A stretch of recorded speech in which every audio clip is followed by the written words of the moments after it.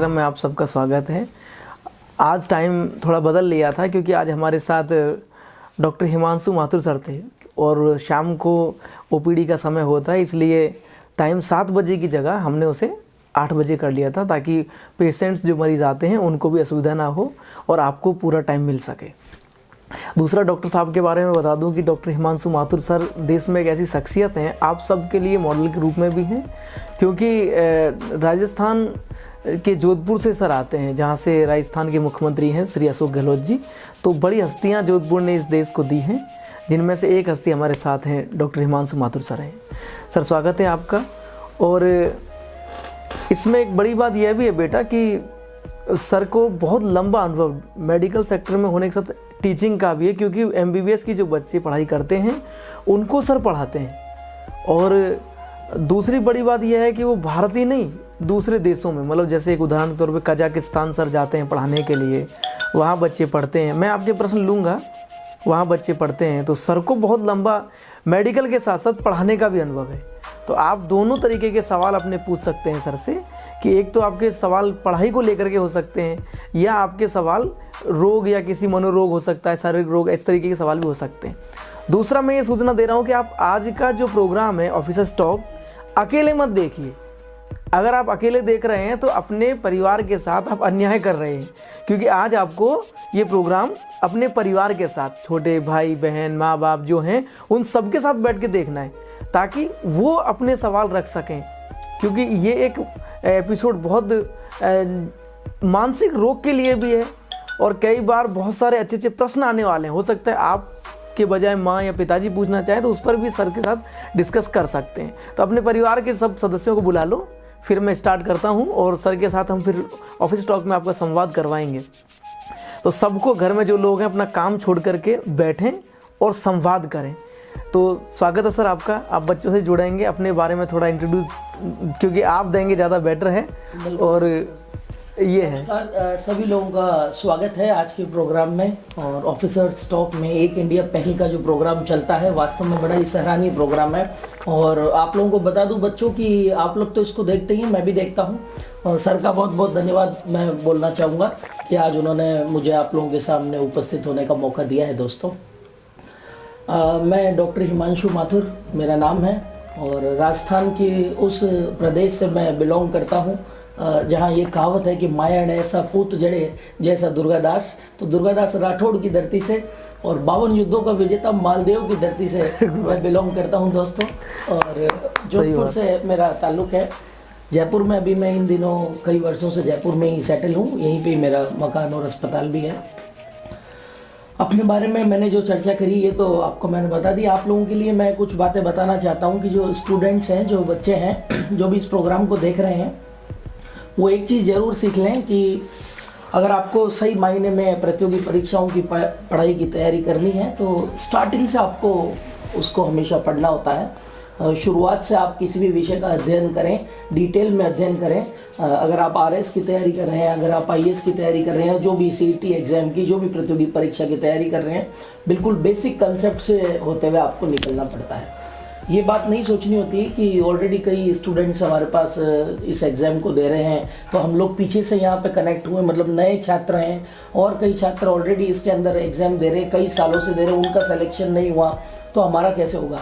इससे कोई फ़र्क नहीं पड़ता कि कोई कितनी बार से एग्ज़ाम दे रहा है। हो सकता है उसके कंसेप्ट वहाँ क्लियर नहीं थे, आप फर्स्ट अटैम्प्ट में ही सेलेक्ट हो सकते हो। तो ये बात बिल्कुल ही गलत है कि हम पीछे से जुड़ रहे हैं या नए जुड़ रहे हैं, इसमें तो बहुत समय लगता है, 10 साल लग जाते हैं, 5 साल लग जाते हैं। पंचवर्षीय योजना है, ऐसे फेमस है, लोग बोलते हैं एग्ज़ाम जो है गवर्नमेंट के एग्ज़ाम पंचवर्षीय योजना है, एक बार में सिलेक्शन होता नहीं, कई बार तैयारी करनी पड़ती है। तो ये सब चीज़ें मेरी नज़र में बिल्कुल गलत है। सही मायने से अगर आप बिल्कुल बेसिक लेवल से उठकर एक बार तैयारी कर लें तो आपको कभी भी तकलीफ नहीं आएगी एग्ज़ाम देने में। विनोद सारन, मेरा क्या, मैं बोल देता हूँ यार बच्चों को सीधा, क्योंकि बोलना ही चाहिए, ज़्यादा देर मेरे से नहीं होता है ऐसे। विनोद सारन,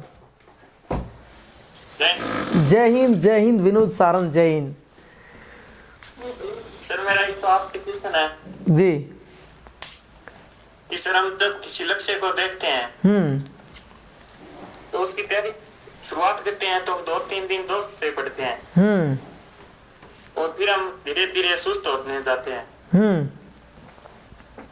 तो इसका कोई उपाय सर?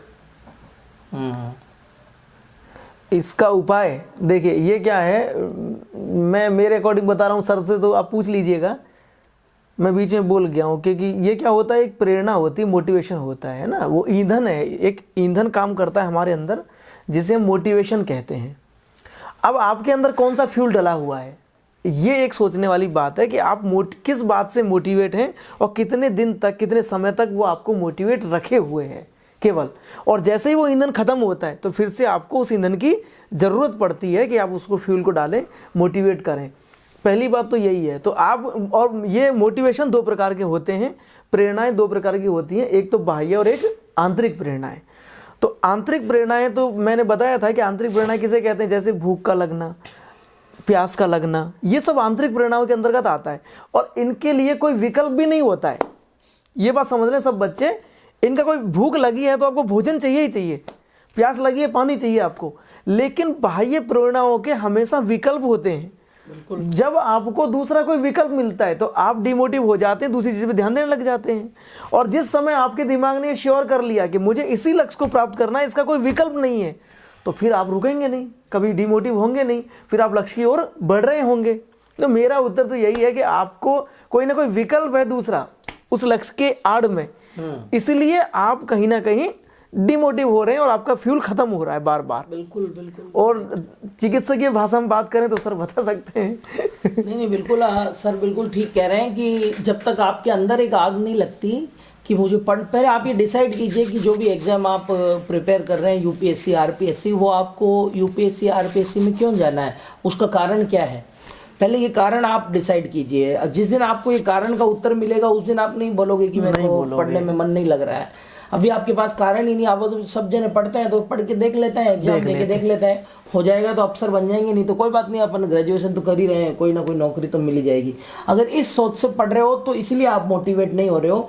बाकी मेरे या किसी भी और से आपको मोटिवेट करने से केवल 2 या 3 दिन तक आप मोटिवेट रह सकते हो। मैं अभी 2 लाइन बोल देता हूँ आपको कि न संघर्ष न तकलीफ तो क्या खाक मजा है जीने में, और बड़े बड़े तूफान थम जाते हैं जब आग लगी हो सीने में। तो ये मेरे इतनी सी लाइन बोलने से ही मोटिवेशन आपके अंदर अगले 24 घंटे 48 घंटे तक रहने वाला है, उसके बाद नहीं रहेगा। उसके बाद तो आपके अंदर से ही एक क्रिया निकल के आनी चाहिए कि मेरे को पढ़ना है। नींद नहीं आती लोगों को जब तक उनकी स्टडी आवर्स पूरे नहीं होते। मैंने ऐसे लोगों को देखा है मेहनत करते हुए, 10-10, 11-11, 12-12 घंटे कंटिन्यूअस सिटिंग होती है उनकी।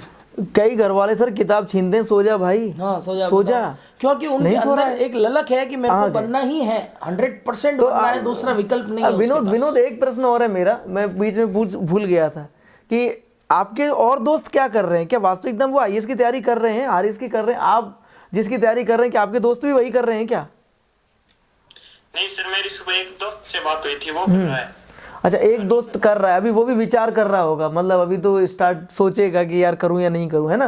क्योंकि एक होता है कंपटीशन, हमेशा दोनों दोस्तों में होता है सर, 3 दोस्तों में होता है। जब एक दोस्त कहीं लगता है हमें कि ये सफल हो रहा है तो फिर एक आग लगती है, क्योंकि ईर्ष्या भी 2 दोस्तों में बहुत भयानक होती है। बिल्कुल। और अगर आपके दोस्त में कहीं आपसे पीछे, मतलब दोस्त हैं पीछे रहने वाले, तो फिर आपके अंदर आएगा नहीं, आपको लगेगा एक मतलब संतुष्टि होगी कि मैं इससे आगे हूँ। और जब लगेगा कि दोनों दोस्तों में बराबर दौड़ हो रही है तो फिर आपको आग लग जाएगी। ऐसे दोस्त ढूंढें, आप ऐसे दोस्त ढूंढें जो आपके बराबर तैयारी कर रहे हों और आपके मुकाबले के हों, बराबर के घोड़े हों। तो वैसे तो आप वैसे गांव में आप रहते हैं तो कहीं ना कहीं आपको अपने दोस्त ऐसे ढूंढने होंगे, है ना, ठीक है। और नहीं है तो आप हमसे दोस्ती कर लीजिए, कोई बात नहीं है, मैं सोने नहीं दूंगा आपको। सही है कि नहीं? मैं नहीं सोने दूंगा, आप मुझसे दोस्ती कर लीजिए, नहीं मिलता है कोई तो मैं तैयार हूँ, ठीक है। ठीक है सर, ओके, जय हिंद।